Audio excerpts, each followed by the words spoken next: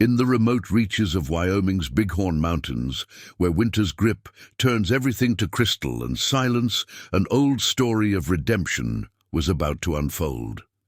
Jack Hawthorne had lived alone for so long that solitude had become his only companion. His weathered hands knew the rhythm of ranch work, but his heart had forgotten the warmth of human connection. Until that fateful December morning, when he found her half buried in the snow. Sarah Winters, a schoolteacher who'd lost her way. As he carried her unconscious form back to his cabin, neither of them could have known that this moment would change everything. Could a man who'd walled himself off from the world for 20 years learn to trust again? Before we jump back in, tell us where you're tuning in from. And if this story touches you, make sure you're subscribed, because tomorrow I've saved something extra special for you. Dawn broke over the Bighorn Mountains with the kind of silence that only December could bring. Jack Hawthorne's calloused fingers reached for his father's pocket watch on the bedside table. 4:30 a.m., same as every morning for the past 20 years. The watch's gold case had long since lost its shine, but its steady tick marked time just as faithfully as the day his father had pressed it into his palm, saying, "A ranch ain't gonna run itself, son." The floorboards creaked beneath his boots. As he made his way to the kitchen, every step, every morning ritual was as familiar as breathing. Coffee grounds into the percolator, 2 scoops, never more. The routine hadn't changed since Claire passed, and he preferred it that way. Routine meant safety. Routine meant not having to think about the empty chair across the table. Outside, his breath clouded in the pre-dawn air as he trudged through knee-deep snow toward the barn. The mercury had dropped well below zero overnight, and the wind carried that special kind of bite that warned of worse weather coming. His Belgian draft horses Buck and Duke nickered softly as he pushed open the heavy wooden doors. "Morning. Boys," he muttered, reaching for the hay. The horses were his only conversation partners these days, and that suited him just fine. They didn't ask questions, didn't expect him to be anything other than what he was, a man who'd chosen solitude over the messy business of human connection. The morning chores flowed one into another, feeding the horses, breaking ice in the water. Troughs, checking on the handful of cattle he kept in the lower pasture. 20 years ago, the Triple H Ranch had been one of the largest operations in the county. Now, it was just him and enough livestock to keep busy. He didn't need more. As he worked, his father's watch kept time in his pocket, its weight a constant reminder of everything he'd inherited and everything he'd lost. The ranch had been in the Hawthorne family for 4 generations. His great-grandfather had built the main house with his own hands, hauling timber down from the high country. The barn still bore his grandfather's initials carved into the central beam, and somewhere in the study, gathering dust, was the photograph of his father teaching him to ride, both of them grinning at Claire behind the camera.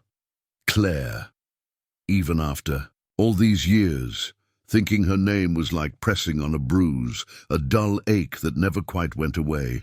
She'd loved this place as much as he did, had seen past its rough edges to the beauty hidden in every corner. "It's like a fairy tale up here," she'd said that first winter, watching snow dust the pine trees like powdered sugar. She'd filled the house with warmth and laughter, had planted the flower beds that now lay dormant under the snow.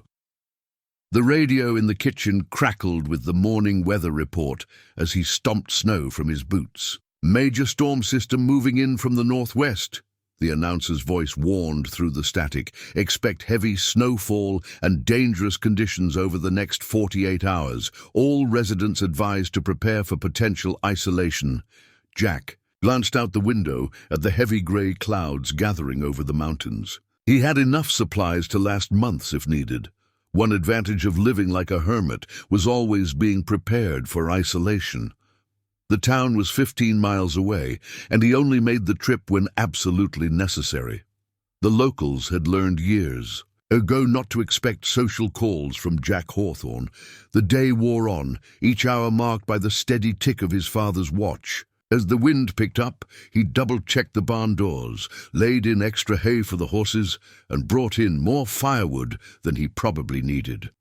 The last thing he needed was to run out during what was shaping up to be a serious storm.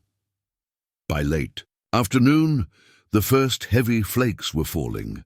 Jack sat in his father's old leather armchair, a cup of coffee cooling on the side table, and watched the world disappear behind a curtain of white. In the gathering darkness, his reflection in the window looked like a ghost. Grey hair, lined face, eyes that had seen enough of life to know better than to expect anything from it. The pocket watch ticked in his hand, marking another day's end. Tomorrow would be the same, and the day after that. That was the way he liked it. That was the way it had to be. But somewhere in the back of his mind, a small voice whispered that no man was meant to live forever in winter, that even the longest night had to give way to dawn.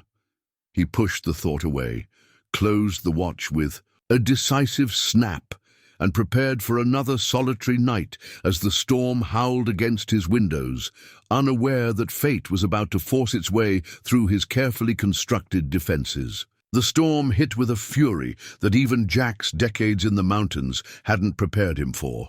By morning, the wind howled like a wounded animal, and the snow fell so thick he could barely see the barn from his kitchen window.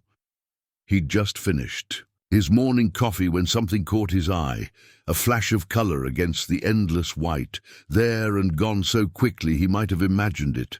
But 20 years of ranching had taught him to trust his instincts. He grabbed his heavy coat and a rope from the mudroom, muscle memory from years of winter rescues taking over.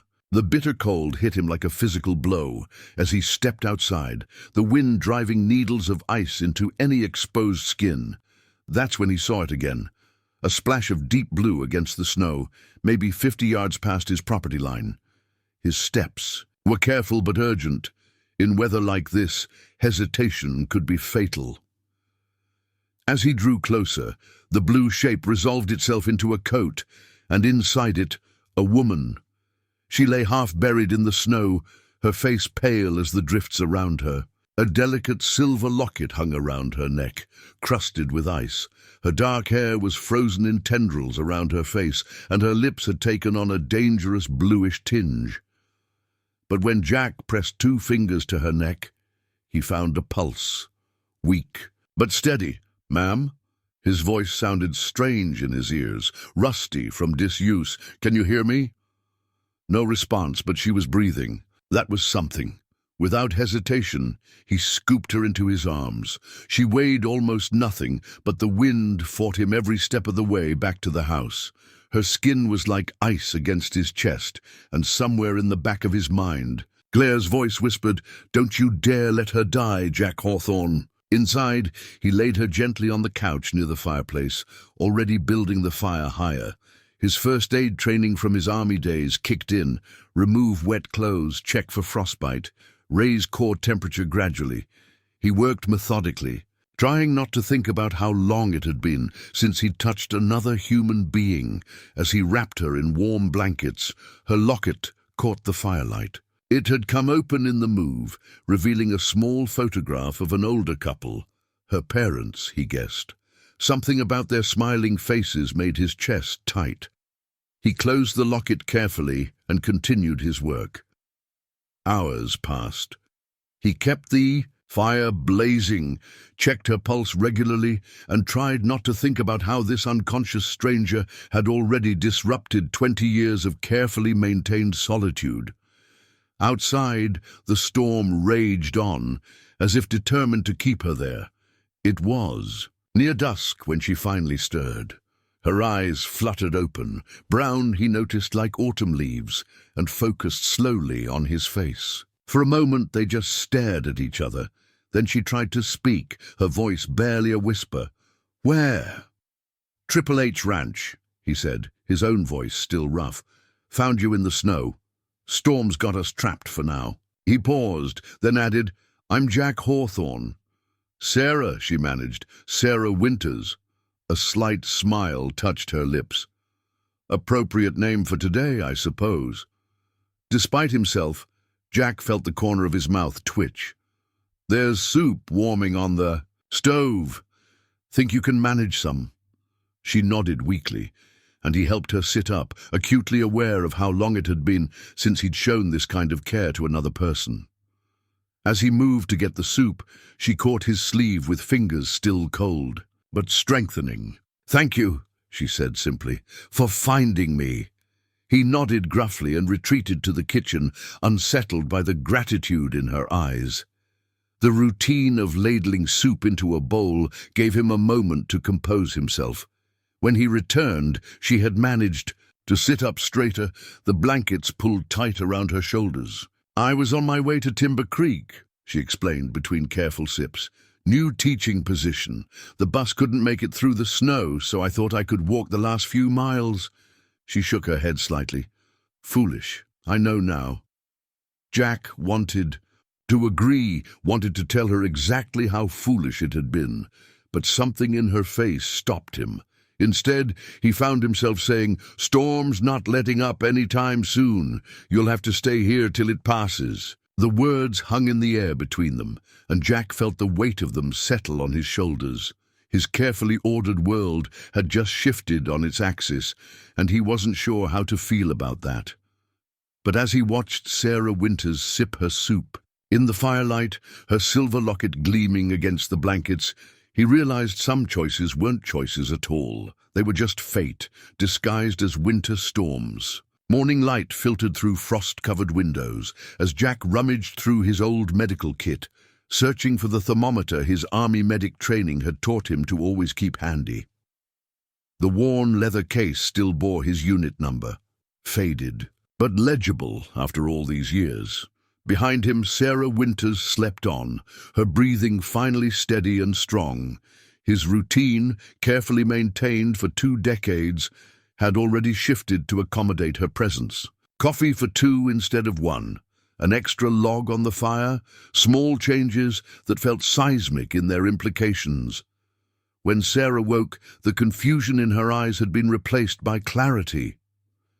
"You're looking better," he said, voice gruff from more talking in the past day than he'd done in months. "Need to check your temperature. Make sure you're really out of danger." She submitted to his examination with quiet dignity. "You were a medic?" she asked, noticing the kit's military markings. "Long time ago." He checked the thermometer. "Normal. That's good. Mr. Hawthorne." "Jack," he corrected, surprising himself. "Jack," she amended, pulling herself to sit straighter. "I can't thank you enough for saving my life. But I don't want to impose—" "Storm's still got us blocked in," he interrupted, gesturing to the windows. Outside, the world remained a blur of white. "Roads won't be clear for days. No point discussing alternatives that don't exist." A small smile touched her lips, direct and to the point. "I appreciate that." She glanced down at her borrowed clothes. His old flannel shirt swimming on her frame. "Though I hope you'll let me earn my keep somehow. I'm not used to sitting idle." Something about her quiet determination reminded him of Claire, and he pushed the thought away quickly. "There's always work on a ranch," he said instead, "even in winter, but you need another day of rest first." "At least let me help with breakfast," she insisted, already trying to stand. Her legs, still weak from exposure, betrayed her, and Jack found himself catching her elbow to steady her. The contact was brief but electric, human touch after so long without it. "Breakfast can wait," he said firmly, helping her back to the couch. "Doctor's orders," she raised an eyebrow. "I thought you were a medic." Same difference out here. He busied himself adding another log to the fire, aware of her eyes on him. The silence between them should have been awkward, but somehow it wasn't. It was comfortable, like an old quilt wrapped around tired shoulders. "Tell me about Timber Creek," he found himself saying, though he'd meant to retreat to the kitchen. "Must be something special to risk walking through a Wyoming winter for it." Sarah's face lit up, and suddenly the room felt warmer. "They're building a proper schoolhouse, the first one in the county that'll serve the outlying ranches, children who've never had a real chance at education." She paused, obviously reading the surprise on his face. What? Just been a while? Since I've seen anyone get excited about anything out here, he admitted. The world's full of things worth getting excited about, Mr. Hawthorne. Jack, she corrected herself, even in the middle of nowhere, especially in the middle of nowhere. He found himself wanting to believe her. This woman who'd nearly died in his front yard and now sat dispensing wisdom about enthusiasm. The world seemed different with her in it, as if her presence had shifted something fundamental about his carefully constructed isolation. A log popped in the fireplace, sending sparks dancing upward. Sarah watched them with a thoughtful expression. "You know," she said softly, "sometimes the best things in life come from unexpected storms." Jack looked at her sharply, but there was no hidden meaning in her face, just simple truth, offered without expectation. He didn't know how to respond to that, so he did what he'd done for 20 years when emotions threatened to overwhelm him. He fell back on routine. "I'll make us some breakfast," he said, standing. "Real food this time, not just soup. You need your strength back." But as he walked to the kitchen, he could feel the walls he'd built around his life developing their first real cracks in 20 years.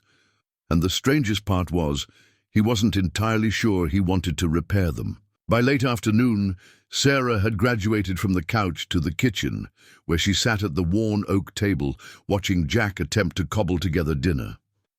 The familiar weight of Claire's recipe book sat unopened on the counter. He hadn't touched it in years, but something made him bring it out today.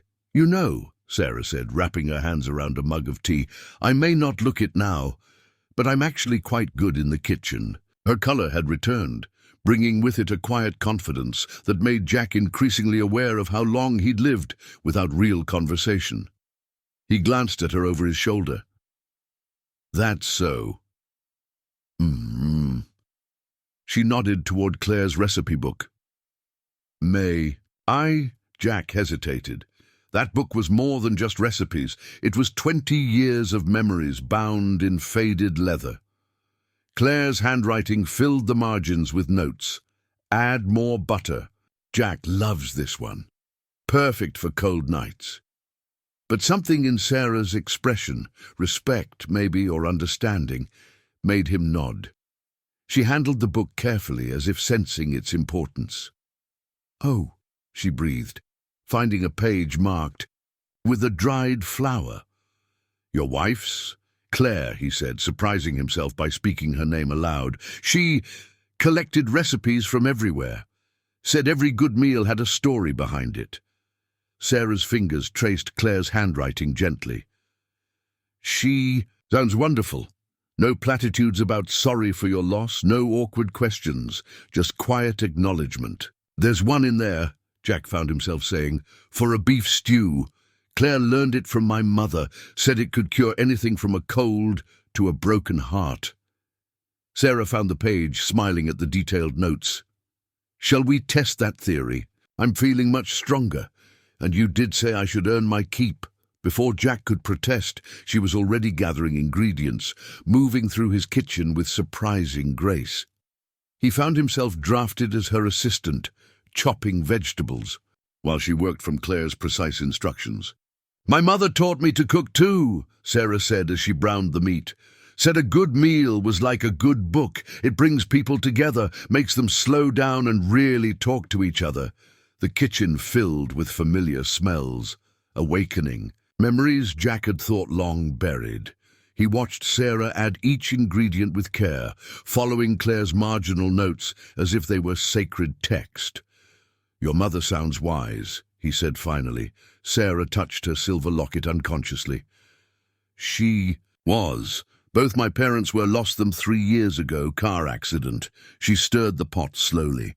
"That's partly why I took the teaching position. Needed a fresh start, somewhere I could make a difference." Jack recognized the look in her eyes, the same one he'd seen in his mirror for 20 years. "Does it get easier?" he asked, though he knew the answer. "Not easier," she said thoughtfully, "just different." like a broken bone that heals stronger at the break. She tasted the stew, added a pinch of salt. "But you know that already, don't you?" He did. God help him, he did. They ate at the kitchen table, snow falling softly outside the windows.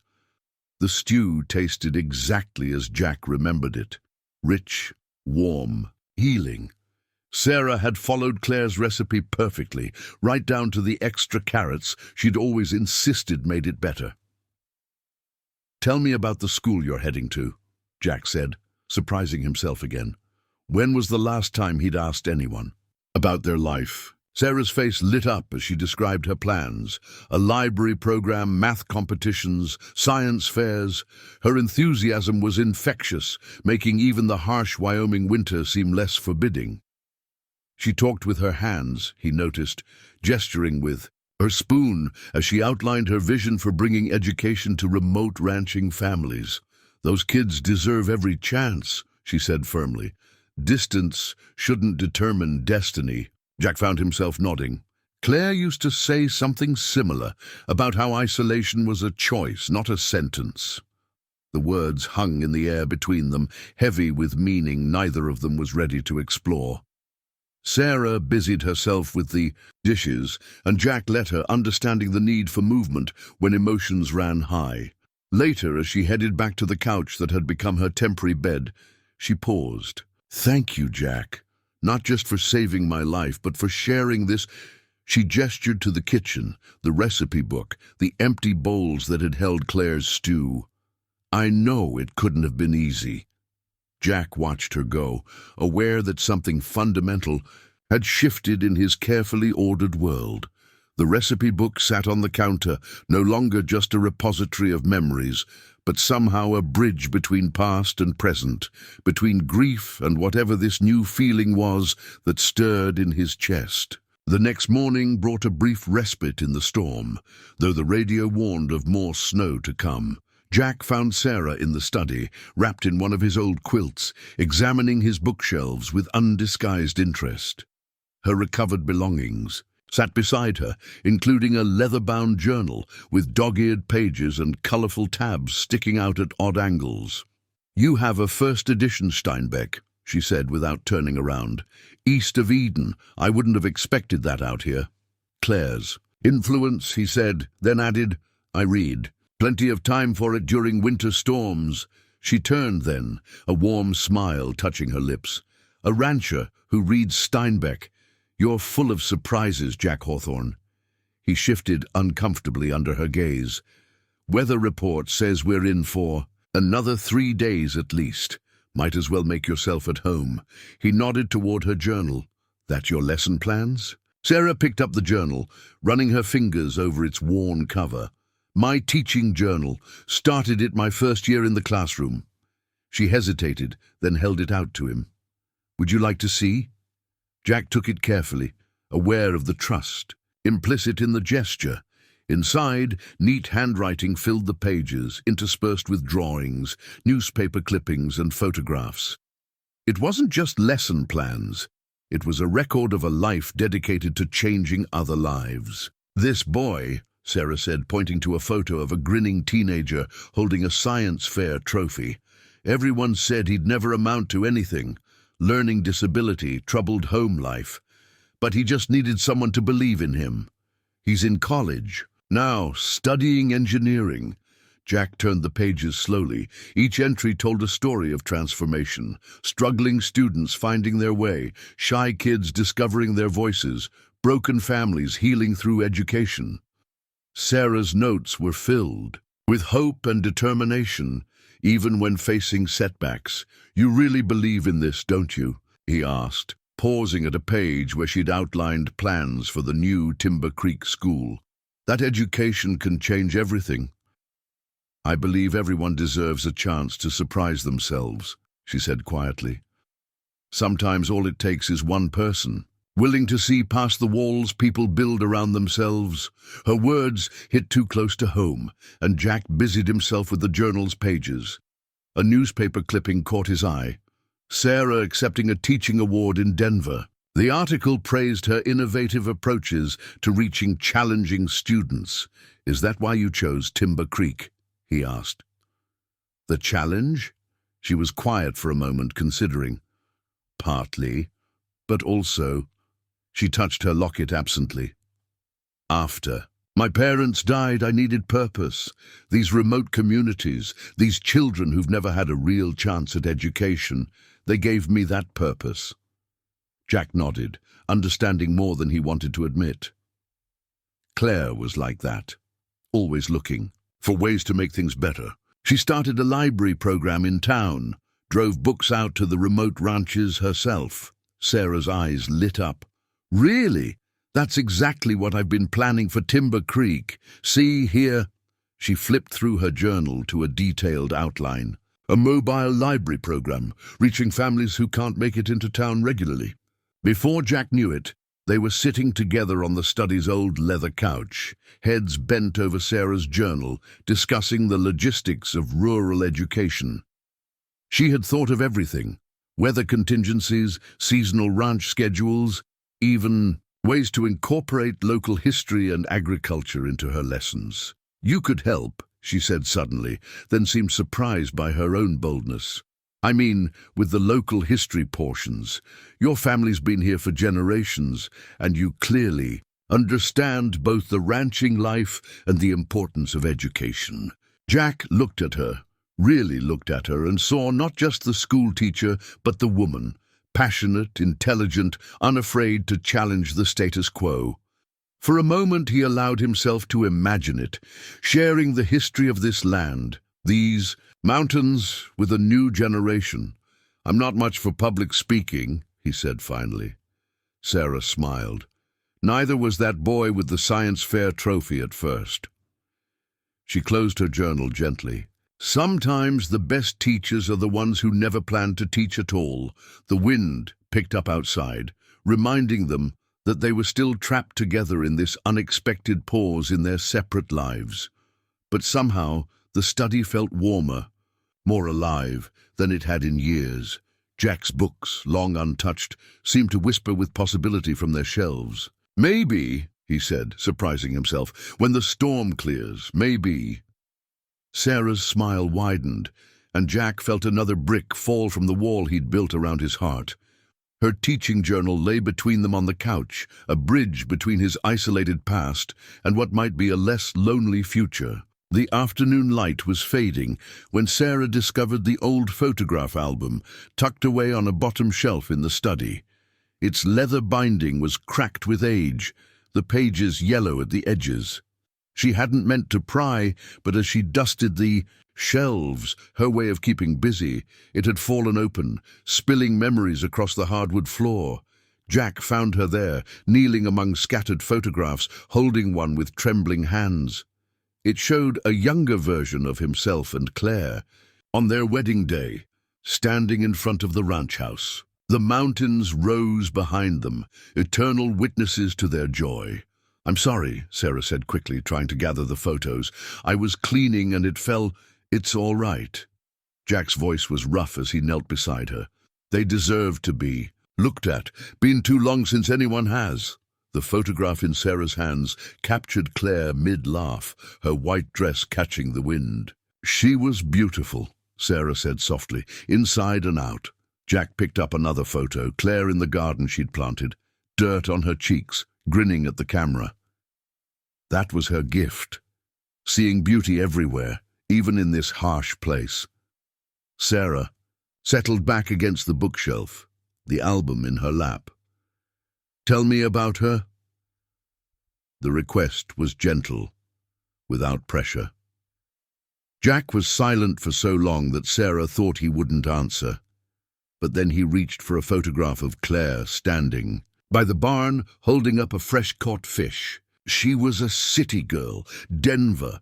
Everyone said she'd never last out here, but she loved it from day one, said the mountains spoke to her soul. He traced the edge of the photo. Learned to fish, to ride, to garden in this unforgiving soil. Never complained, not once. "What happened?" Sarah asked softly, though she suspected she knew. "Cancer." The word fell between them like a stone. Found out in spring. Lost her by winter. 20 years ago now. He picked up another photo. Claire in a hospital bed, still smiling, though her face was gaunt. She made me promise not to let it break me, not to shut myself away. A bitter laugh escaped him. Failed her there. Sarah touched his arm gently. Grief doesn't follow promises, Jack. We all cope in our own ways. She opened her locket, showing him the photo inside. My parents. It was sudden. A patch of black ice. A truck driver who'd been on the road too long. I spent 2 years trying to outrun the pain, moving from school to school. Does that work? Jack asked, though they both knew the answer, about as well as hiding from it. She closed the locket. But maybe that's not the point. Maybe we just need to learn to carry it differently. Jack reached for another photograph. This one showing Claire teaching him to bake bread in their kitchen. She used to say that too, that grief was like bread dough. You had to work with it, let it rise in its own time. She sounds very wise. She would have liked you, Jack said suddenly, then looked surprised at his own words. Sarah smiled softly. I wish I could have met her. She turned a page in the album, revealing more snapshots of life on the ranch. Cattle drives, summer picnics, quiet moments on the porch. You had a beautiful life together. We did. Jack's voice was thick with memory. Sometimes I think that's why I stayed out here alone so long. Felt like leaving would mean leaving her. But she's not just in this place, is she? Sarah gestured to the scattered photos. She's in everything she taught you, every life she touched. Like these photographs, pieces of light caught and held. Jack was quiet for a long moment, looking at the images of his past life spread around them. Finally, he picked up the wedding photo again. You know what her last words to me were? Don't forget to live, Jack Hawthorne. Promise me you'll remember how. Sarah watched him study the photograph, saw the weight of 20 years of solitude in his shoulders. Maybe it's not too late to keep that promise, she said softly. Outside, the wind had died down, leaving an unusual stillness.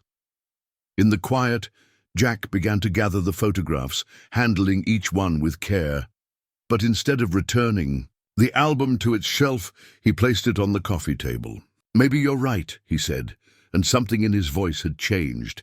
Maybe it's time these saw the light again. Sarah helped him arrange the photos back in their pages, each one a piece of the story that had shaped him.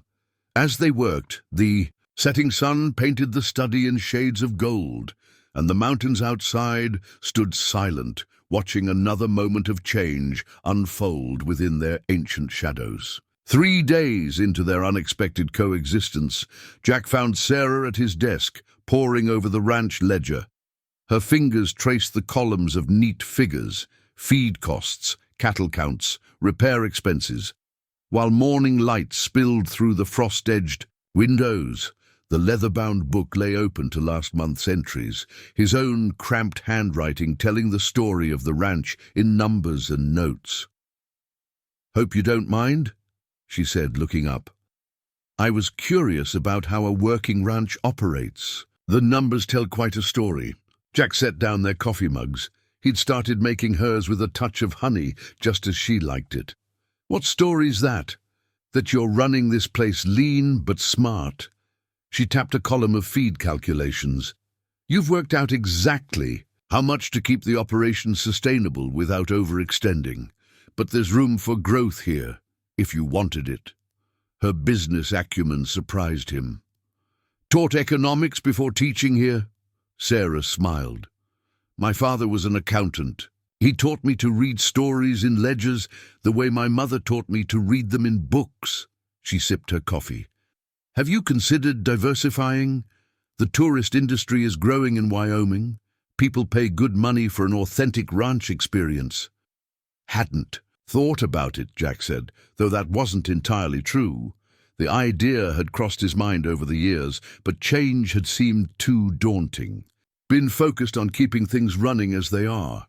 Sometimes maintaining the status quo takes more energy than growing. She turned to a blank page in the ledger. "May I?" He nodded, curious. Sarah began sketching out projections, potential, income from guided trail rides, weekend stays, cattle drive experiences. Her numbers were conservative but promising. "You've given this some thought," he observed. "Teacher's habit. Always looking for practical applications." She glanced up at him. "Besides, I couldn't sleep last night. The wind makes this place sing." Jack knew that sound, the way the old house harmonized with mountain winds. Claire used to say the same thing. Smart woman. Sarah returned to the ledger. "You know, these kinds of programs could tie in perfectly with the school's curriculum. Hands-on learning about ranching history, ecology, business mathematics." The idea stirred something in him, a long-dormant sense of possibility. A lot of work starting something like that. True. She didn't push, just kept writing. "But you wouldn't have to do it alone." The words hung in the air between them, heavy with implication. Jack busied himself studying the ledger's neat columns, but his mind was already calculating, planning. The barn's upper level could be converted into guest quarters. The old bunkhouse could be restored. The south pasture trail would be perfect for rides. "Mind if I help with the morning chores?" Sarah asked, closing the ledger. "I'm feeling much stronger, and sitting around isn't my style." Jack hesitated. "It's cold out there, I noticed," she said dryly. "I also noticed you're behind on fence maintenance in the south pasture. The numbers in your ledger don't lie, Jack Hawthorne." He couldn't help but smile. "Caught that, did you?" "That, and the fact that you're working twice as hard as you need to, doing everything alone." She stood, stretching. "I may not know much about ranching, but I'm a quick learner, and I've got a vested interest in staying warm through activity." 20 minutes later, they stood in the barn while Jack showed her how to check the horse's hooves for ice build-up. Sarah listened with the same focused attention she'd given the ledger, asking smart questions and taking mental notes. Buck, usually standoffish with strangers, nuzzled her pocket hopefully. "No treats yet, big fellow," she laughed. "Got to earn your trust first." "He already trusts you," Jack said, surprised by the horse's behavior. "Usually takes him weeks to warm up to people. Animals know more than we give them credit for." She patted Buck's neck, like knowing when someone needs them or when someone needs to be needed. Their eyes met over the horse's back, and Jack felt that now familiar shift in his chest, like frozen ground beginning to thaw. Sarah held his gaze for a moment before turning back to her task, humming softly as she worked. Together they fell into a rhythm, feeding, cleaning, checking equipment. The morning passed in comfortable silence, punctuated by occasional questions or observations. By the time they headed back to the house, the sun had burned through the clouds, making the snow-covered landscape glitter. The ranch ledger sat on the desk where they'd left it, its pages now holding not just numbers, but possibilities. Jack found himself wondering what other stories it might tell in the months to come, what new chapters might be written in those blank pages. Evening settled over the ranch like a soft blanket, bringing with it another heavy snowfall. After dinner, while Sarah washed dishes despite Jack's protests, he found himself drawn to the old chess set gathering dust on a shelf. His fingers traced the hand-carved pieces, his grandfather's work, each one unique, bearing the marks of careful craftsmanship and years of use. "You play?" Sarah asked, drying her hands on a dish towel. "Used to. With my father." Jack lifted the black king, its crown worn smooth by decades of handling. He carved this set during his first winter here. Said a man needed something to occupy his mind when the snow kept him inside. Well then, Sarah cleared space on the kitchen table. "Seems appropriate, doesn't it?" Jack hesitated. "Been a while?" "Perfect." She smiled, setting up the pieces. "Then we'll be evenly matched. I haven't played since college." The familiar weight of the wooden pieces in his hands awakened muscle memory. His father's voice echoed in his mind. Chess is like ranching, son. You've got to think 3 moves ahead and still be ready for surprise. Sarah took white, moving a pawn with deliberate care. My father tried to teach me strategy, she said, watching Jack consider his move. I was always too impatient, wanting to charge ahead with my knights. Sounds like Claire. Jack moved his own pawn. She'd send her queen right into battle. Consequences. Be damned. Did she win? Sometimes. Her unpredictability drove my father crazy. The memory brought an unexpected smile to his face. He was a methodical player, liked everything organized, planned out. Like someone else I'm getting to know. Sarah's eyes twinkled as she advanced another piece. Their game progressed slowly, both of them rusty, but enjoying the mental exercise. Sarah proved to be more strategic than she'd claimed, setting up subtle traps that Jack barely avoided. The comfortable silence between moves was punctuated by the crackling fire and the soft click of wooden pieces on the board. "Check," Sarah announced, her bishop threatening his king. Jack studied the board, seeing his father's hands in every carved piece, remembering winter evenings much like this one, but where those memories had once brought only pain. Tonight they carried a different weight, something closer to appreciation, to honor. "You're better than you let on," he said, moving his king to safety. "I'm full of surprises." She leaned forward, considering her next move. "Like how I know you're letting me win," Jack blinked. "I'm not. You had a chance to take my queen 3 moves ago." Her knowing smile caught him off guard. "I may be rusty, but I'm not blind." "Caught," Jack chuckled, a sound that surprised them both. "Guilty. Though in my defense it was a beautiful setup you had there. Seemed ashamed to dismantle it." Jack. "Hawthorne," Sarah said, sitting back with mock severity, "I never took you for a gentleman. Don't let it get around. I have a reputation to maintain." Their shared laughter filled the kitchen, warm and unexpected as spring flowers pushing through snow. Sarah's eyes crinkled at the corners when she laughed, Jack noticed, and something in his chest tightened at the observation. "Your move," she said softly, and somehow it felt like she meant more than just the game. Jack studied the board, seeing now how she'd been quietly maneuvering her pieces all along, building towards something he hadn't noticed, just like she'd been doing with him, he realized. Gentle moves, patient strategy, waiting for him to lower his defenses. "You know," he said, moving his knight, "my father carved an extra set of pieces. Never finished them. They're probably still in the workshop somewhere." Sarah captured his knight with a delicate touch. "Are you suggesting we could restore them?" "Might be worth a try, if you're interested in learning." "I'd like that." She looked up at him.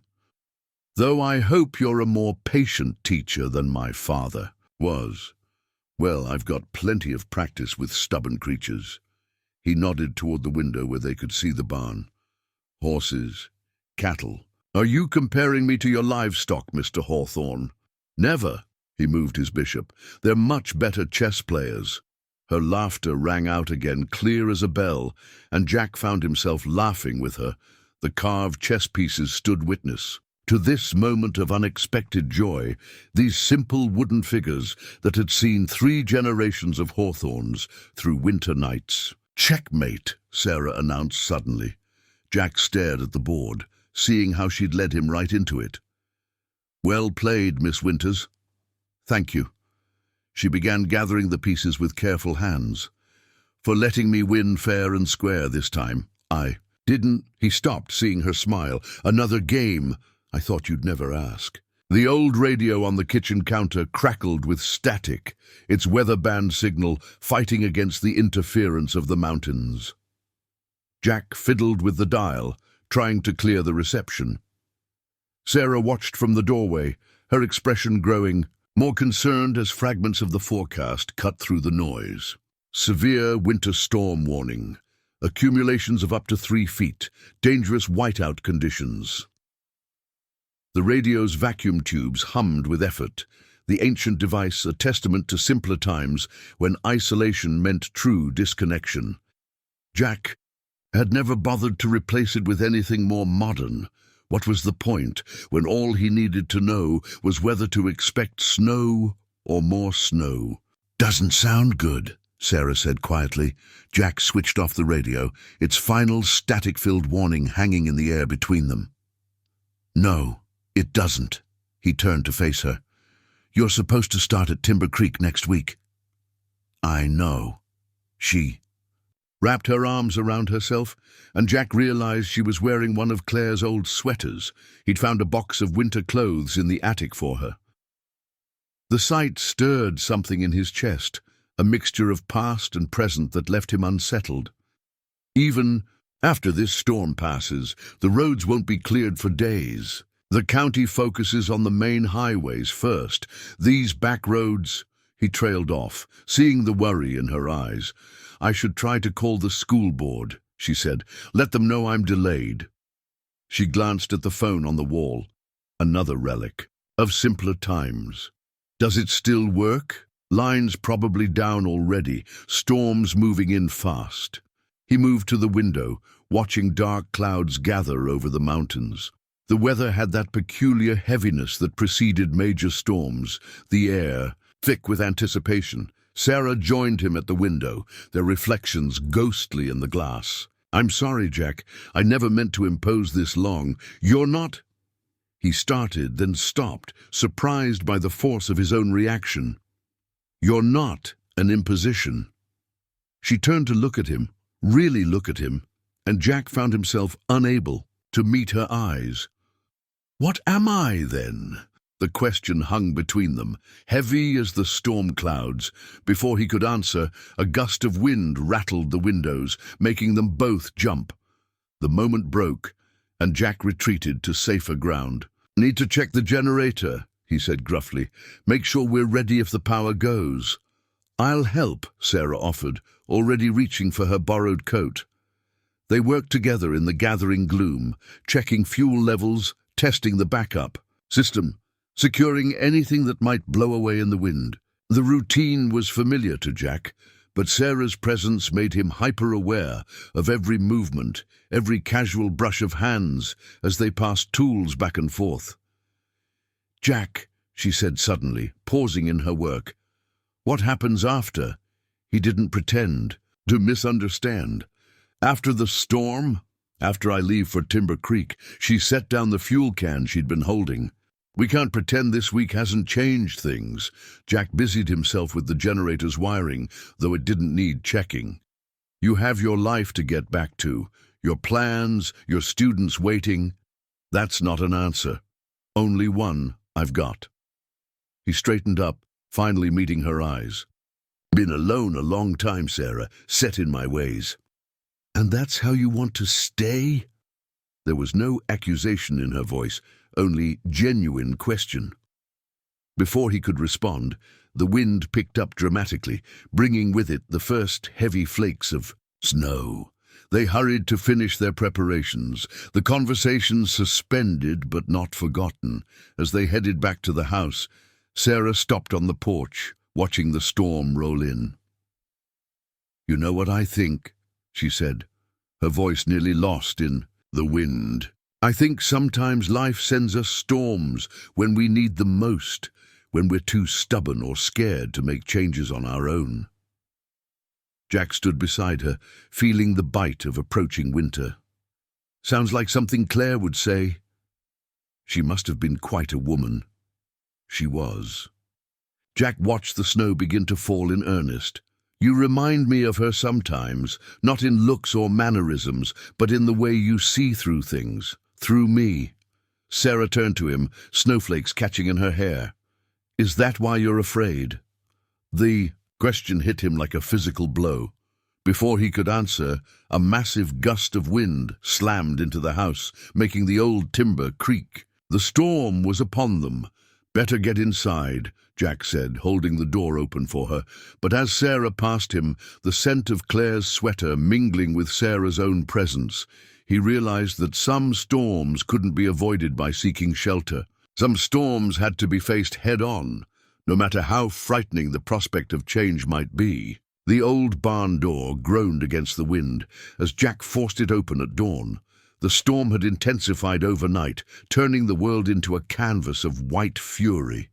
He'd woken to find Sarah already up, dressed in Claire's old winter gear, insisting on helping with the morning chores despite his protests.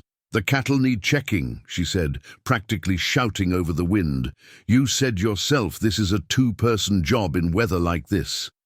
"It's too dangerous." Jack secured a rope between the house and barn, an old rancher's trick for navigating whiteouts. Temperatures dropped below zero, wind chills worse. "I'm not made of glass, Jack." There was steel in her voice that reminded him of Claire during their worst arguments. "And you can't do this alone. Been managing just fine for 20 years. Managing isn't living." She grabbed the other end of the rope, her eyes challenging him through the swirling snow. "And I'm coming with you, whether you like it or not." The set of her jaw told him further argument was pointless. They worked their way to the barn, the wind trying its best to knock them off their feet. Inside, the horses were restless, sensing the storm's fury. Sarah moved to calm them while Jack gathered supplies for the cattle check. "We'll take Buck and Duke," he said finally, resigned to her participation. "Stay close. Visibility's near zero out there." Sarah nodded, already helping to tack up the horses. Her movements were sure despite her city background, proving she'd been paying attention during their previous days working together. Under different circumstances, Jack might have felt proud. They rode out into the storm, the horses pushing through snowdrifts that reached their chests. The cattle would have sought shelter in the grove of trees at the southern end of the property. If they were lucky, the entire herd would be there. The wind howled around them, carrying ice crystals that stung any exposed skin. Jack kept checking over his shoulder, making sure Sarah was still behind him. She rode well, perfectly balanced despite the challenging conditions. But every time a particularly strong gust hit them, his heart clenched with worry. They found the herd exactly where Jack had predicted, huddled together for warmth. As they did a head count, Sarah suddenly pointed to a spot beyond the trees. "Jack, there's one separated from the group." He squinted through the snow, making out the dark shape of a young heifer struggling against the wind.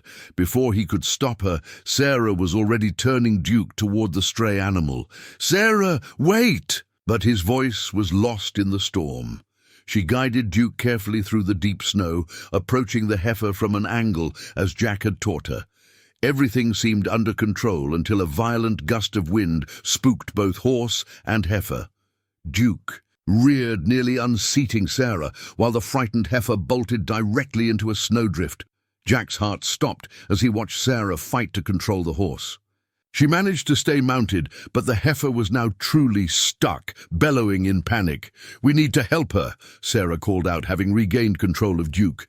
"Get back to the barn," Jack shouted. "I'll handle this. She'll die if we don't get her out now." Sarah was already dismounting, pulling rope from her saddlebag. "I'm not leaving!" The argument that followed was like nothing Jack had experienced since Claire's final days. Sarah matched him stubborn word for stubborn word, all while efficiently setting up a rescue line for the heifer. "You can't control everything, Jack. You can't protect everyone from every danger. And you can't just throw yourself into every situation without thinking of the consequences. Is that what you think I'm doing?" She secured her end of the rope around Duke's saddle horn. "Or is that what you've been doing for 20 years, hiding from consequences, from connections, from life itself?" The words hit him like physical blows, but there was no time to dwell on them. The heifer's struggles were weakening, and the storm was getting worse. They had to work together or risk losing both the animal and themselves. For the next 30 minutes they moved in grim synchronization. Jack's experience and Sarah's determination proved a powerful combination. When they finally pulled the exhausted heifer free and guided her back to the herd, they were both covered in snow and breathing hard. The ride back to the barn was silent, the argument suspended but not resolved. Only when they were safely inside Brushing snow from the horses' coats, did Sarah speak again. "I know you think I'm reckless," she said quietly, "but sometimes the biggest risk is never taking any at all." Jack continued brushing Buck, unable to look at her. "Could have lost you out there, but you didn't." Her voice softened. "You can't lose something you won't let yourself have, Jack." He turned then, finally meeting her eyes. The barn door rattled against its frame, a constant reminder of the storm raging outside and the one building between them. Everything he'd carefully constructed over 20 years, his isolation, his routine, his emotional walls, was being challenged by this woman who refused to be protected from life's risks. "I can't," he started, but Sarah cut him off. "Can't, or won't," she hung up Duke's tack with precise movements, "because there's a world of difference between the two." Evening found them in the kitchen, the space between them filled with unspoken words. A cracked coffee mug sat between them on the table, one of Claire's old favorites that Sarah had accidentally dropped after their return from the barn. Though she'd apologized profusely, Jack had barely acknowledged it, lost in his own thoughts. The crack in the ceramic seemed to mirror the fissure growing between them. Sarah wrapped her hands around her own mug, watching steam rise in the tense silence. Outside, the storm continued its assault on the mountains, as if nature itself was determined to force a resolution. "I've called Timber Creek," Sarah finally said. Jack looked up sharply. They both knew the phones were down. "Before the storm," she clarified, "asked about delaying my start date." "Why would you do that?" "Because I'm not ready to leave." The words hung in the air between them. "Not like this." Jack stood abruptly, taking his coffee to the sink. The cracked mug sat accusingly on the table, its imperfection impossible to ignore. "You have obligations, a contract." "I have feelings too." Sarah's voice was quiet but firm. "And I think you do as well, even if you're determined to ignore them." "What I feel doesn't matter."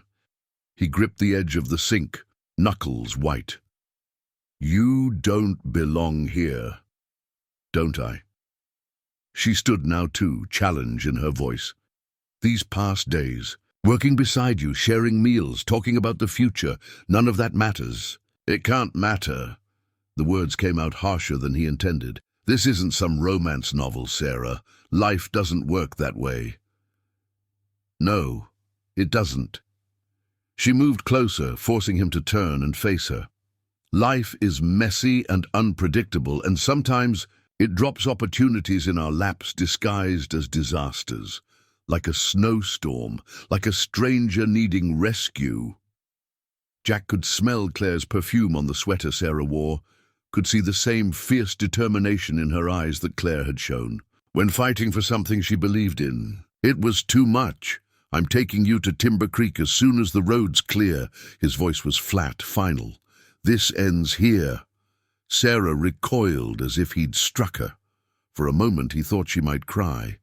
Instead, she straightened her spine and met his gaze directly. "That's what you want? To go back to your solitary existence? To die by degrees in this beautiful prison you've built?" "What I want," his voice caught, "what I want doesn't change reality. You have a life waiting, students counting on you, dreams bigger than this ranch, bigger than you." She shook her head sadly. "You don't get to decide what my dreams should be, Jack Hawthorne. And you don't get to use my career as an excuse for your fear." She turned away, moving toward the stairs, then stopped. Without looking back, she said, "Claire wouldn't want this for you, this half-life you're clinging to. She'd want—" "Don't!" The word came out as a growl. "Don't tell me what Claire would want. Someone has to."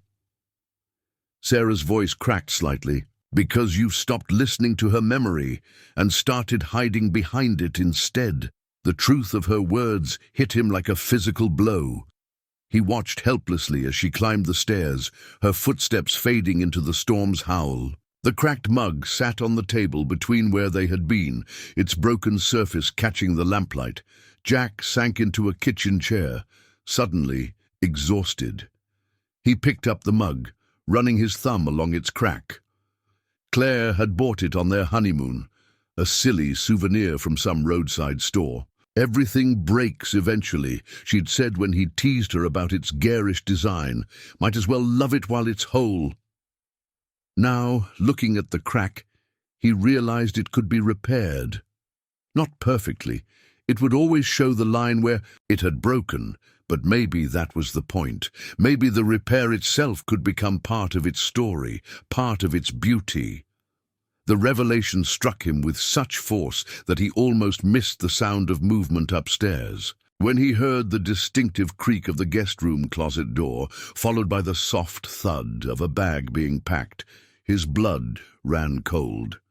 She was leaving, not waiting for the roads to clear, not waiting for his permission or protection. Sarah Winters was choosing to face the storm, rather than stay another night under the same roof as his cowardice. The cracked mug in his hands suddenly felt like the most important object in the world.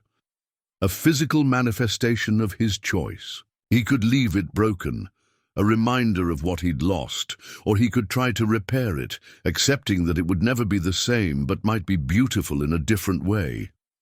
Thunder cracked overhead, and Jack made his decision. Jack took the stairs 2 at a time, the cracked mug still in his hand, only to find Sarah already at the front door, pulling on her borrowed boots. An unsealed envelope lay on the entry table, a letter he'd never meant for anyone to read, discovered in his desk drawer during her cleaning. His heart stopped when he recognized Claire's handwriting on the outside. For Jack, when you're ready to live again. Sarah, wait! His voice was rough with emotion. She paused, one hand on the doorknob, but didn't turn around.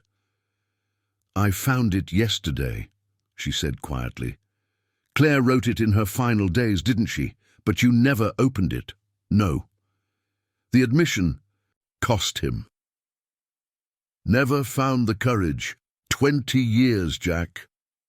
Now she did turn, and the pain in her eyes matched his own. 20 years of holding on to grief so tight you couldn't make room for anything else. Was it worth it? He looked down at the cracked mug in his hands, then at the envelope that held his wife's final words. I thought... He struggled to find the words. I thought being alone was honoring her memory. Thought if I loved again, it would mean loving her less. Oh, Jack. Sarah's voice softened. Is that what you really believe Claire would have wanted for you? No. The truth, finally spoken, seemed to lift a weight from his shoulders. No, she'd have kicked my stubborn behind from here to Timber Creek for wasting so many years. A ghost of a smile touched Sarah's lips. She sounds more sensible than you. She was. Jack set the mug down and picked up the envelope with trembling fingers. Maybe it's time I listened to her.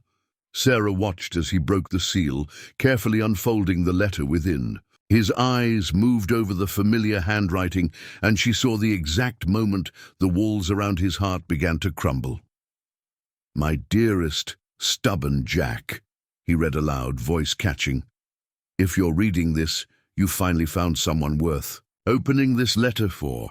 Someone who makes you question all the walls you've built. Someone who reminds you that love isn't a finite resource. It grows with use, like a muscle strengthening with exercise. He had to stop, overwhelmed. Sarah moved closer, close enough to touch, but maintaining the distance his emotions needed. I know you, my love, he continued after a moment. Know you'll try to honor my memory by locking your heart away, but that would dishonor everything we shared. We loved deeply, fully, without reservation. That kind of love shouldn't end with me. It should teach you how to love again. The storm outside seemed to pause, as if nature itself was holding its breath. So when you find her, Jack, the one who makes you question your carefully constructed solitude, don't you dare push her away in my name. Love isn't betrayal, it's growth, it's hope, it's the courage to begin again. Sarah's eyes shone with tears. "She knew you so well." "She did." Jack looked up from the letter, really seeing Sarah for the first time since she'd entered his life. "Just like you do." "Jack, I'm scared," he admitted, the words feeling foreign on his tongue. "Scared of changing, of feeling, of losing again. But I'm more scared of letting you walk out that door without telling you the truth." "What truth?" "That you've brought spring back to a place that's been winter for 20 years. That watching. You with the horses, seeing your passion for teaching, hearing your laugh over chess games. It's woken something in me I thought was dead." He took a shaky breath. "That the thought of you leaving feels like losing everything all over again." Sarah stepped closer, close enough now that he could see the flecks of gold in her brown eyes. "Then ask me to stay. It wouldn't be fair. Your career, your dreams are mine to choose." She touched his cheek gently. "Timber Creek is 30 miles away. People commute further than that every day. And this ranch of yours? It has potential for educational programs, remember? We could build something here together if you're willing to try." Jack looked down at Claire's letter, at the final lines he hadn't read aloud. "Love is always worth the risk, my darling. Always." "Sarah Winters," he said softly, "would you consider staying? Not just until the storm passes, but after." Her answer was to close the final distance between them, pressing her lips to his in a kiss that tasted of coffee, tears, and possibility. When they finally parted, the storm outside had gentled, as if it too understood that its work was done. The cracked mug sat on the table, waiting to be repaired. Claire's letter lay open beside it, its long-held wisdom finally set free. And in the space between past and future, two people who had thought themselves finished with love discovered that some stories don't end with loss. They begin there. Dawn painted the snow-covered mountains in shades of rose and gold, the storm having spent itself sometime in the night. Jack stood at the kitchen window, watching Sarah in the greenhouse attached to the south side of the house. She'd discovered it during their morning chores, Claire's old garden sanctuary, long neglected but still standing. Through the frost-touched glass, he could see her examining the empty planters, her breath visible in the cold air. She'd found the box of stored seedlings he'd forgotten about, carefully preserved seeds that Claire had collected for the next spring's planting, a spring she never saw. He poured 2 cups of coffee and made his way to the greenhouse. The door creaked with disuse, but the hinges held. Sarah looked up, snowmelt dripping from her hair where she'd brushed against the glass ceiling. "Sorry," she said, though her eyes were bright with excitement.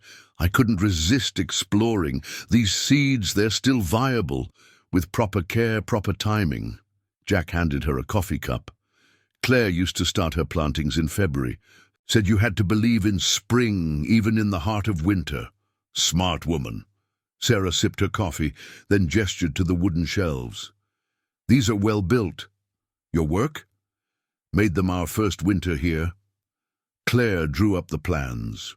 He ran, a hand along the worn wood.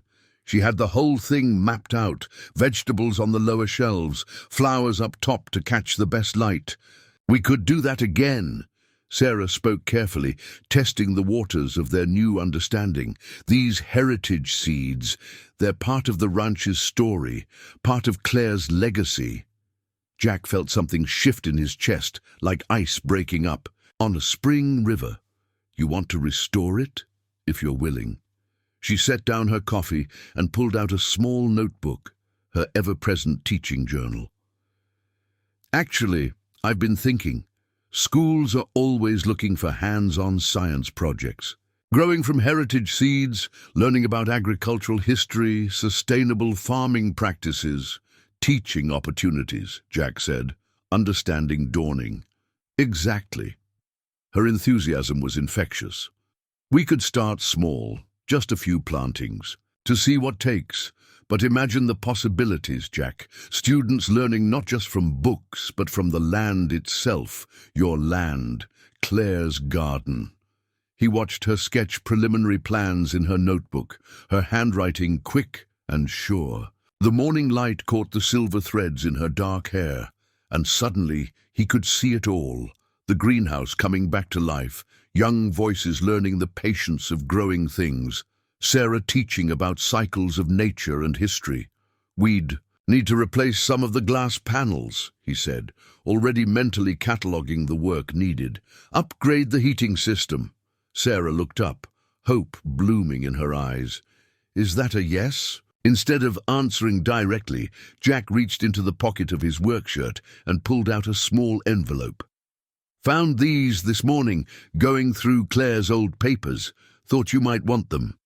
Sarah opened the envelope carefully. Inside were detailed drawings of the greenhouse layout, planting schedules, and notes about which flowers thrived best in the mountain climate. Claire's handwriting filled the margins with observations and advice. "She was so thorough," Sarah said softly, touching the pages with gentle fingers. "She believed in passing on knowledge." Jack moved closer, looking at the familiar drawings over her shoulder. "Said every garden was a lesson in faith.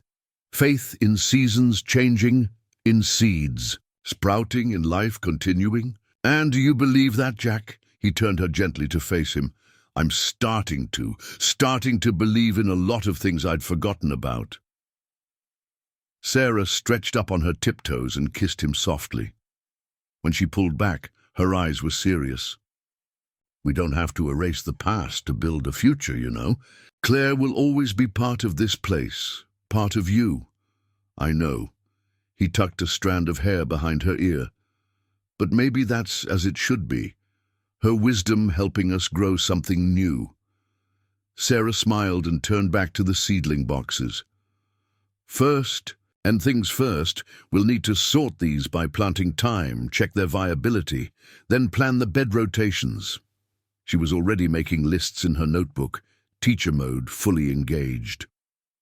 Jack watched her work, feeling the weight of 20 winters, lifting from his shoulders. Through the greenhouse glass, he could see the morning sun touching the mountains, turning last night's threatening snow into today's promise of renewal.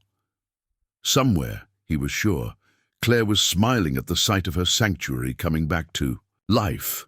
The seeds in their packets waited patiently for spring, just as they had for all these years. But now, finally, they would have their chance to grow. The spare room had stood untouched for 2 decades, serving as a repository for memories too painful to sort through, but too precious to discard. Now, as Jack helped Sarah clear space among the boxes and covered furniture, each item they moved felt like turning a page in a long-closed book. "What's in this one?" Sarah asked, indicating a cedar chest near the window. "Claire's hope chest." Jack ran a hand along its smooth surface. "Her mother gave it to her when we married. Always meant to—" He trailed off, remembering all the things they'd meant to do. Sarah touched his arm gently. "We can leave it for now." But Jack shook his head, drawing out the key he'd carried on his key ring all these years. "No, it's time."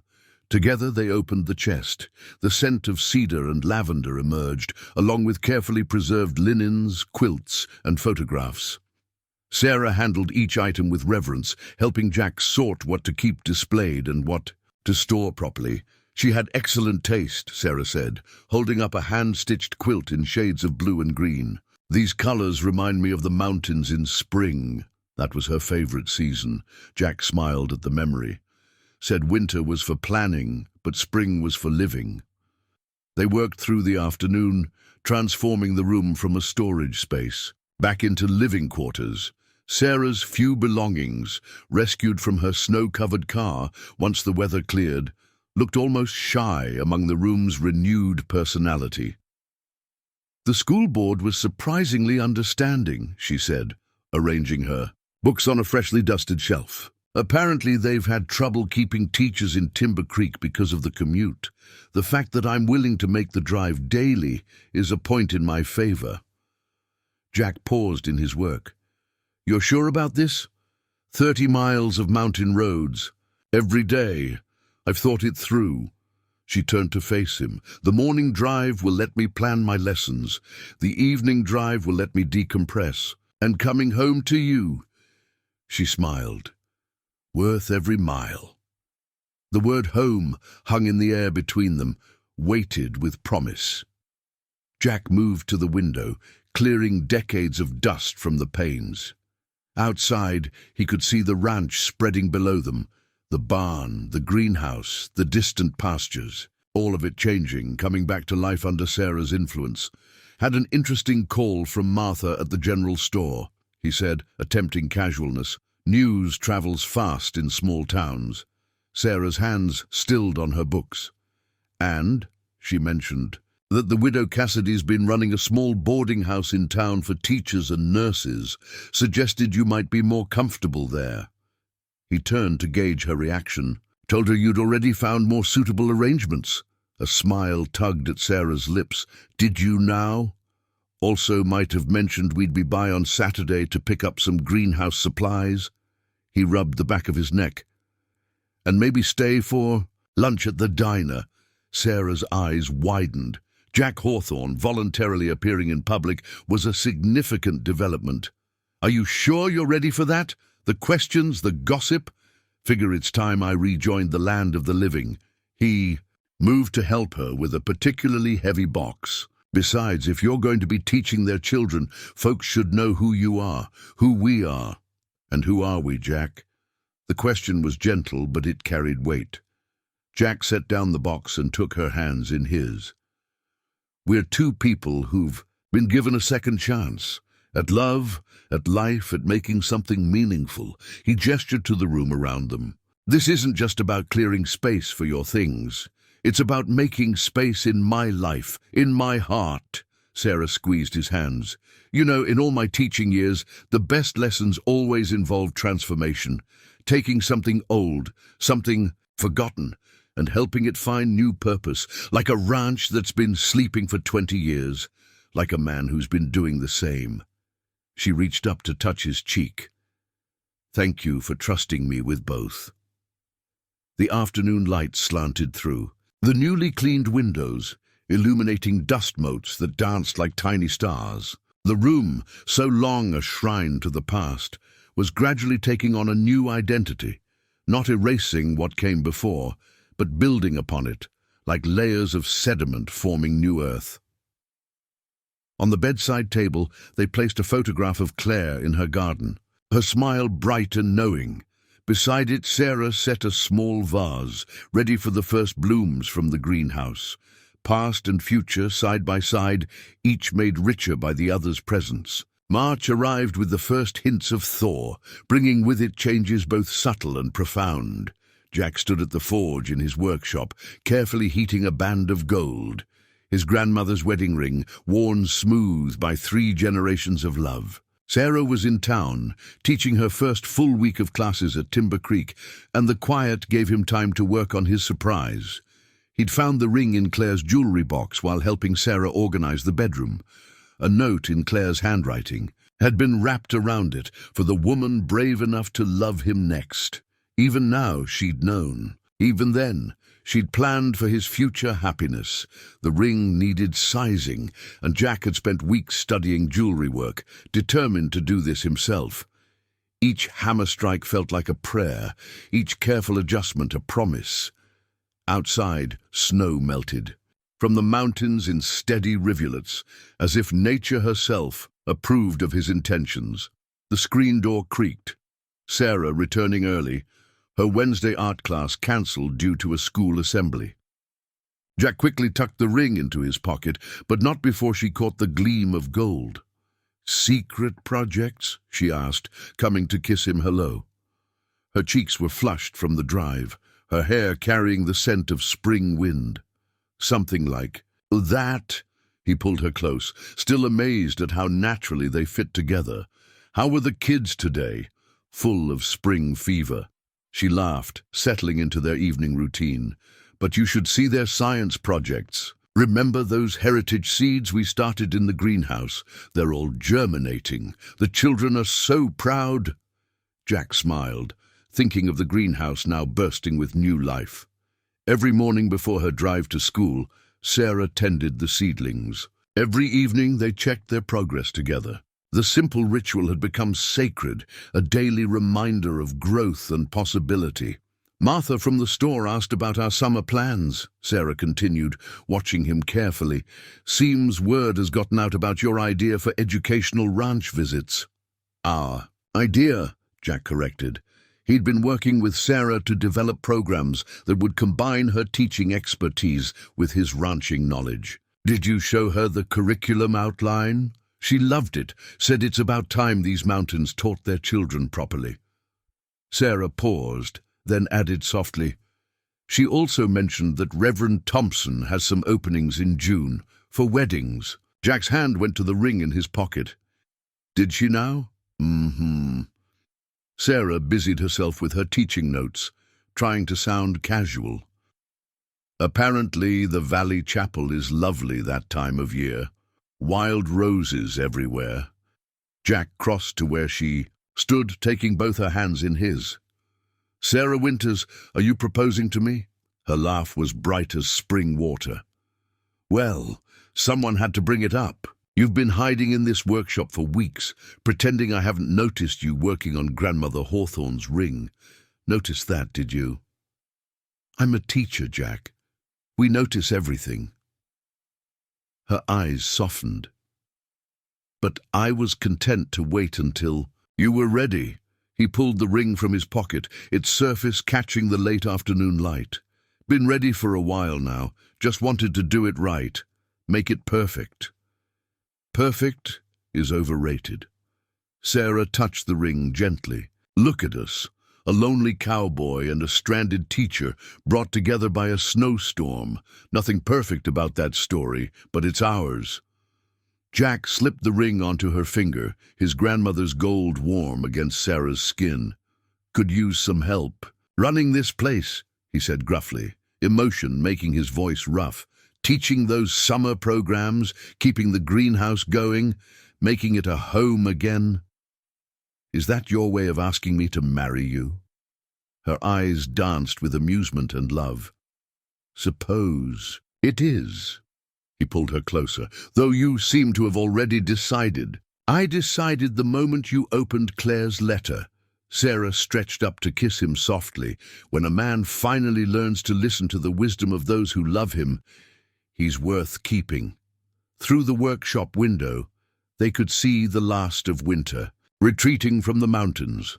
In the greenhouse, Claire's heritage seeds were sprouting new life, and here, in this space that had once known only solitude, two hearts beat in sync with the rhythm of spring. "June, then?" Jack asked, his thumb brushing over the ring on her finger. "June," Sarah agreed, "when the wild roses bloom." They stood together in the lengthening light, planning their future in quiet words and gentle touches. The ring gleamed on Sarah's hand, carrying with it the love of generations past and the promise of generations to come. Outside, the mountains stood sentinel, unchanged yet witnessing change, as winter finally surrendered its long hold on the valley and on Jack Hawthorne's heart. The new mailbox caught the morning sun, its fresh paint gleaming against the weathered fence post. "Hawthorne and Winters Ranch Educational Center," it proclaimed in careful letters, with Jack and Sarah written beneath in a more personal touch. It was a small change, but one that symbolized everything that had transformed over the past months. Jack stood admiring it while waiting for the school bus to arrive. These days, the ranch regularly hosted student groups, turning the once silent property into a place of learning and discovery. Today's visitors would be Sarah's fifth graders, coming for their weekly hands-on science lesson. The sound of an approaching vehicle made him turn, but it wasn't the bus. It was Sarah's car, returning early from her morning prep work at school. She stepped out wearing the denim jacket he'd given her, her engagement ring catching the light as she waved. "Thought I'd better be here for this," she said, coming to stand beside him. "It's not every day we officially open the educational center." The past few months had been a whirlwind of preparation. The old bunkhouse had been converted into a classroom space, complete with microscopes and geological specimens. The barn now featured educational displays about ranching history, and the greenhouse had become a living laboratory for agricultural science. "Remember when you first suggested this?" Jack asked, slipping an arm around her waist.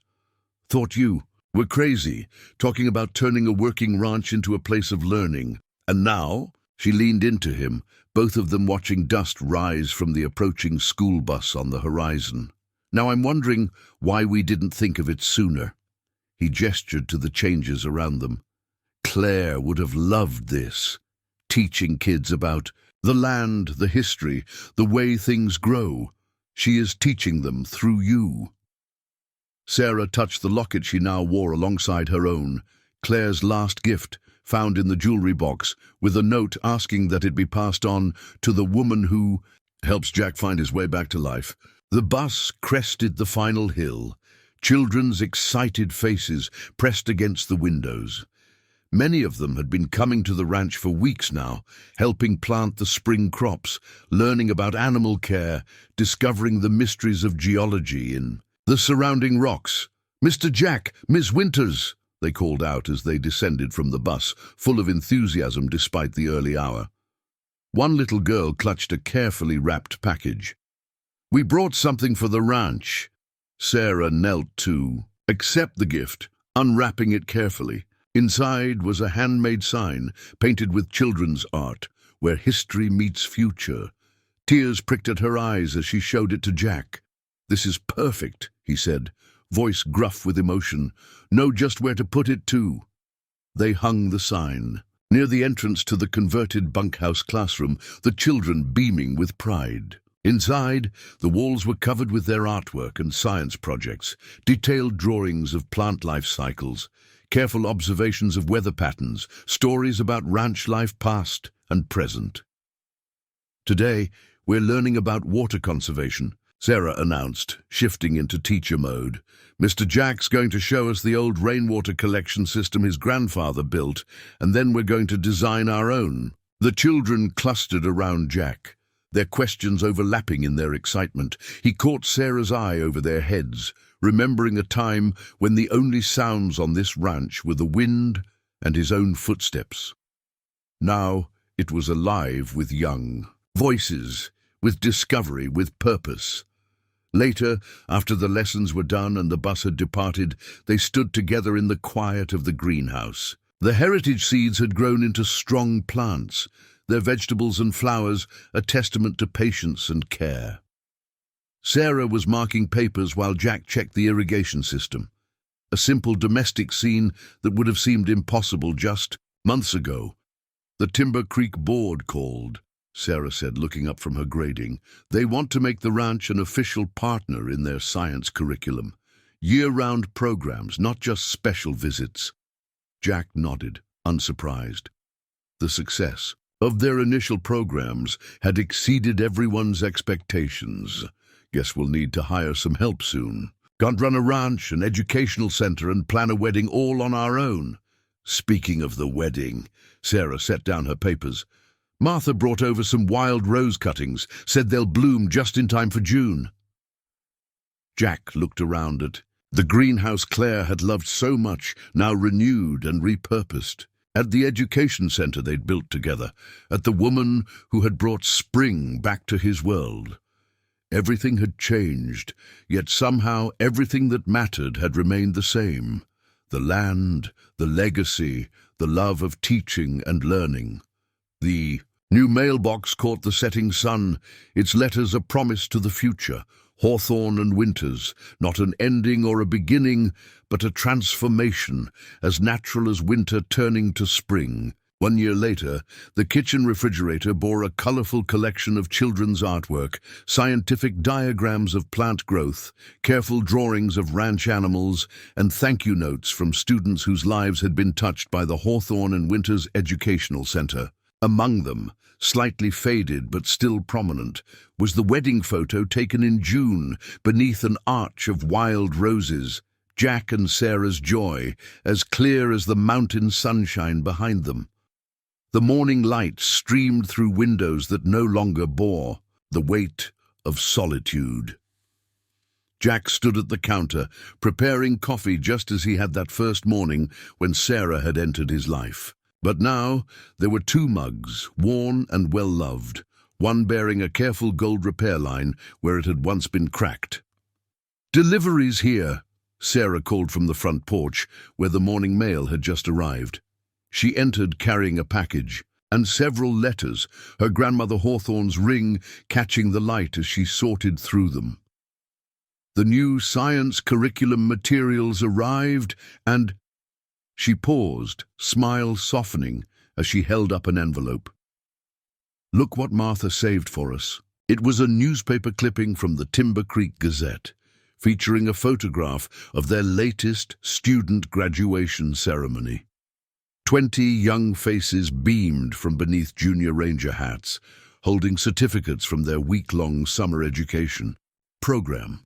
The headline read, "Ranch Program Transforms Local Education."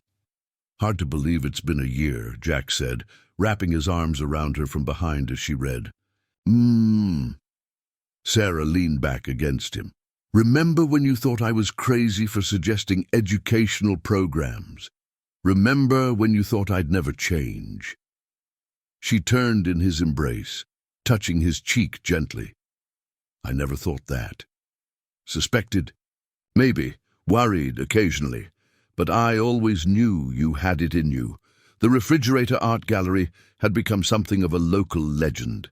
Parents reported their children begging to attend the ranch programs, not just for the hands-on learning, but for the chance to have their work displayed in what the kids called Mr. Jack's Museum of Discovery. "Got word from the State Education Board yesterday," Sarah said, accepting her coffee. "They want to use our program as a model for other rural areas, combining traditional ranching knowledge with modern educational techniques." Jack nodded, unsurprised. The success of their venture had exceeded even Sarah's optimistic projections. Claire would have loved that, using the old to teach the new. "She does love it," Sarah corrected gently. "Through every student who learns here, every life we touch." She gestured to Claire's locket, now a permanent part of her daily wear. "Through us." Outside, they could hear the first school bus of the day approaching. Their modest educational program had grown to include daily classes, weekend workshops, and special summer sessions. The old ranch had transformed into a living classroom where history, science, and future met in perfect harmony. "New group today?" Jack asked, though he knew her schedule by heart. 6th graders, geological survey. Sarah gathered her teaching materials. "Thought we'd start with your grandfather's rock collection, then take them up to the ridge where we found those fossils last spring." Jack watched her prepare for the day, her movements sure and purposeful. The past year had changed them both, his edges softened by love and purpose, her theoretical knowledge enriched by practical experience. Together, they'd built something neither could have created alone. "Got something for you," he said, reaching into his pocket. "Found it in the attic yesterday." He handed her a small, weathered journal. Opening it, Sarah discovered Claire's handwriting. "Ranch Teaching Ideas," dated from 20 years ago. "She had the same dream," Jack said softly. "Using the ranch to educate, to inspire, just never got the chance to make it happen." Sarah traced the faded words carefully. "Then we're not just building our future, are we? We're building hers too, all of ours." The sound of children's voices drifted through the windows as the bus arrived. Soon the quiet morning would transform into a day full of discovery and learning. But for now, in this moment, they stood in the kitchen where their story had begun, surrounded by the artwork of young minds they'd helped shape. "Ready for another day of changing lives?" Sarah asked, gathering her things. Jack looked at their home, at the refrigerator gallery, at the repaired coffee mug, at the woman who had taught him that love wasn't about replacing the past, but building upon it. At the life they'd created together, as rich and complex as the layers of rock in their beloved mountains. "With you?" He smiled, taking her hand. always. Outside, the mountains stood watch as they had for generations, their ancient faces bearing witness to this newest chapter in the ranch's long story. And somewhere, in the whisper of wind through spring flowers, in the laughter of children discovering their world, in the endless cycle of seasons and change, Claire's dream lived on, not ended, but transformed like winter yielding to eternal spring.